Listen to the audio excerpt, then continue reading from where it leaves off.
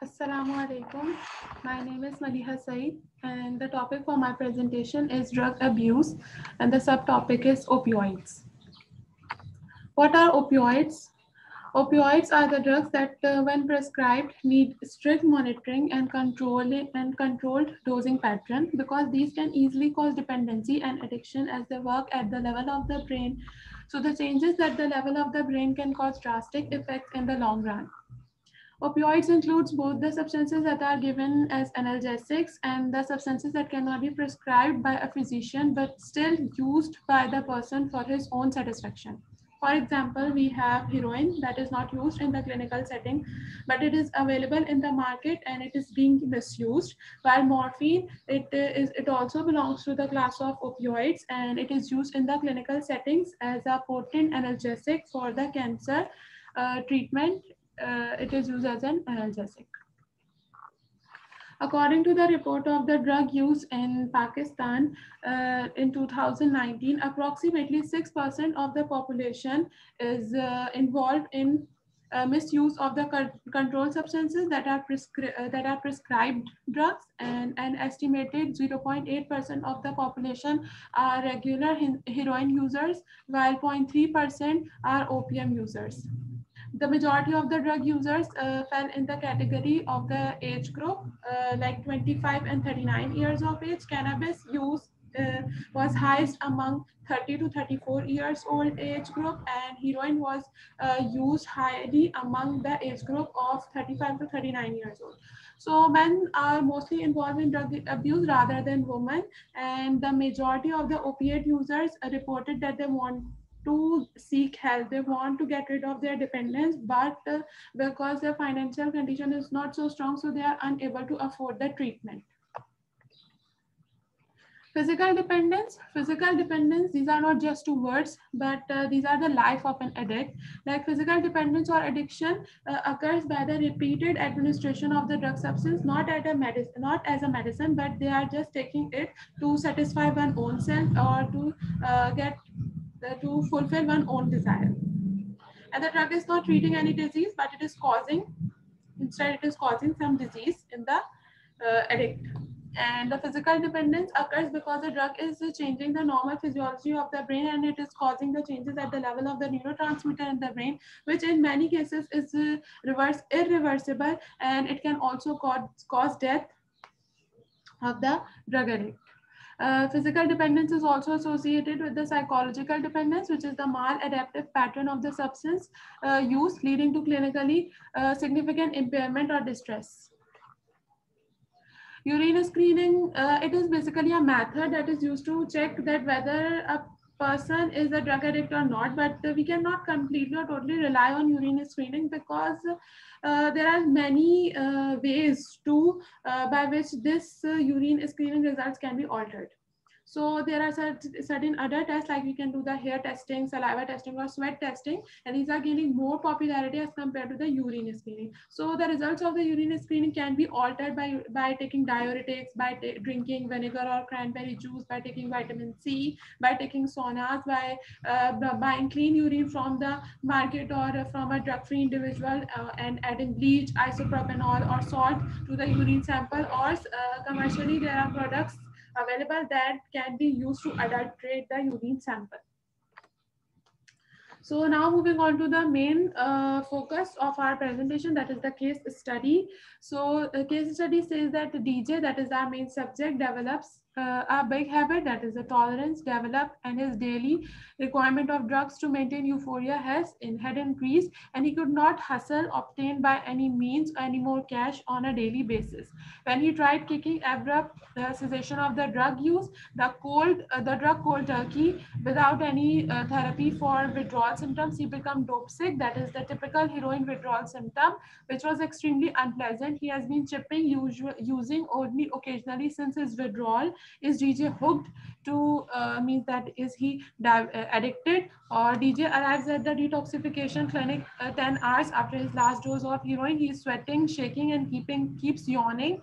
And should he be treated for opioid withdrawal or not. So first of all, just looking at the meanings, like tolerance developing tolerance means that first the individual took certain a dose of the drug, and when the next time he took the same dose of the drug, he didn't experience the same euphoric effect. So in order to experience the same euphoric effect which he experienced when he took the drug first time, so he has to increase the dose next time to experience the same euphoric effect. So this is that he is developing tolerance against a certain amount of the drug or certain dose of the drug. And euphoria means it is the false feeling of being happy, false feeling of feeling pleasure. So, solving case study, from the above provided data, it is very much clear that the person is suffering from the withdrawal symptoms, and to avoid these symptoms, the patient wants to take the drug, but he is unable because his financial condition is not supporting his desire. So after 6 to 12 hours of the last dose of the person starts feeling the withdrawal symptoms, which are the anxiety, restlessness, hyperactivity, insomnia, and lacrimation. There can be a profuse diaphoresis, anorexia, nausea, vomiting, abdominal cramps, diarrhea, and severe back pain. And after 48 to 72 hours, these withdrawal symptoms may intensify, and they can cause elevated heart rate and elevated BP, and the patient is unable to eat and drink because of nausea and vomiting. And the more drastic symptoms of the heroin withdrawal subside after 7 to 14 days of abstinence, even without treatment. However, turn to complete physiologic equilibrium, it may require it may require longer period of time, like some months or even longer. So these are the withdrawal symptoms like insomnia, irritability, nausea, vomiting, severe back pain, and abdominal cramps. Now, considering the other medical conditions that can occur due to that can happen with our subject, that is the overdose. That in case of the overdose of the heroin, he should be immediately rushed to the hospital, and in the hospital there should be airway management, and the cardio and respiratory support should be there, and treatment, and in case of the drug, opioid reversal with naloxone should be done, which is a full opioid competitive antagonist that reverses the respiratory depression and hypotension that is associated with the overdose. And initial IV administration of 0.2 to 0.4 mg of naloxone should be given, and repeated doses should be given with a maximum of 10 mg until and unless the patient responds to the treatment. And an IV infusion of naloxone may be appropriate if high doses are needed, or if the patient has recurrent respiratory depression. Closely monitoring of the patient should be done during this entire treatment or entire therapy. And for the treatment of the dependence, we have two options, like we can go for the social model program and medical model program. For the social model programs, these are the non-medical approach to detoxify, and means it goes on with the it is very much important for the recovery of the patient. And medical model programs, these are based upon the pharmacotherapeutic treatment that is managed by the medical professionals, and additionally over recovery oriented counseling. And and in the medical model programs, we have further three approaches, like currently we can go for methadone and buprenorphine detoxification, or another approach involves like we can go for the symptomatic treatment of the withdrawal symptoms, and the third approach uses rapid detoxification by an opioid antagonist. In the methadone therapy, what is methadone? Methadone is basically a synthetic, potentially addictive, orally acting opiate with a prolonged duration of action, about like 12 to 24 hours. And it was considered the drug of choice for opioid addiction, but now it is not considered, because it has resulted in many deaths, and it also can cause dependency. So at a dose of 80 to 150 mg, it blocks the euphoric effect, and methadone itself is able to cause euphoria at a dose of 60 to 100 mg in the addicts. So, and if it is given in lower doses, then due to concomitant IV infusion, it can cause euphoria. Methadone detoxification involves stabilizing the patient on a daily methadone dose that is determined by the patient's response based on the objective symptoms of the withdrawal. And once the patient is stabilized, then means once the patient is stabilized and reach the dose of 40 to 60 mg per day, and it can be as high as 120 mg per day. So methadone is tapered.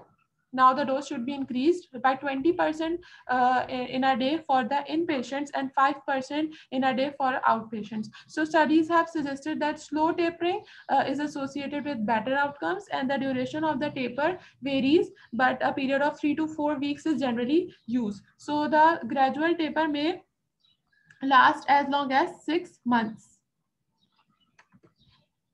Buprenorphine therapy, it is also a synthetic partial opioid agonist. It is an agonist, and it basically binds to the mu receptors of the opioid, and it is an opioid dependent. In opioid dependent patients, it prevents the withdrawal symptoms, and because of its partial effects, it produces maximal ceiling like analgesia with a sublingual dose of 24 to 32 mg. It is believed to be a safer alternative as compared to that of the methadone because less life-threatening, because there are less chances of life-threatening respiratory depression. And it is a Schedule 3 drug, and oral sublingual tablets of 2 mg and 8 mg are also available. So buprenorphine is not associated with any significant adverse effects when used to manage the opioid withdrawal, and buprenorphine detoxification should be accompanied by psychosocial treatments and support groups.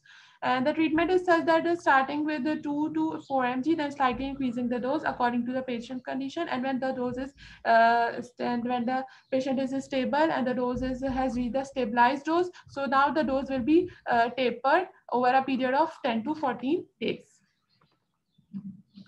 Maintenance therapy, because it is very much important, we cannot let the patient just means like, so it is very much important. Maintenance therapy, so methadone maintenance is the most common form of the pharmacology treatment for opioid dependence. During methadone maintenance, heroin dependent patients are stabilized on a dose of methadone that will be sufficient to suppress the withdrawal symptoms for 12 to 24 hours without producing euphoria. Means such dose should be given that just suppress the withdrawal symptoms for 12 to 24 hours, and it doesn't causes euphoria. So mostly patients do well on a dose of 60 to 120 mg per day.